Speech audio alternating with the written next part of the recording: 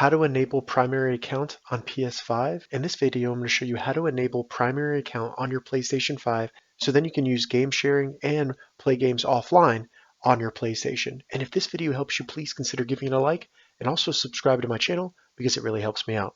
So all we need to do from the main screen of your PlayStation is go up into the top menu and scroll to the right and select the gear for settings.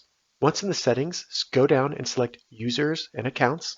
And then in Users and Accounts in this left menu here, scroll down and select Other. From there, select Console Sharing and Offline Play. So if when you get here, you see Don't Disable and Disable, that means you already have this feature enabled. But if you see Don't Enable and Enable, simply go over, select Enable. It'll then say you've enabled Console Sharing and Offline Play, select OK.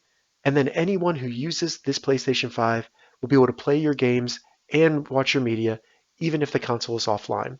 If this video helped you, give it a thumbs up and please consider subscribing to my channel.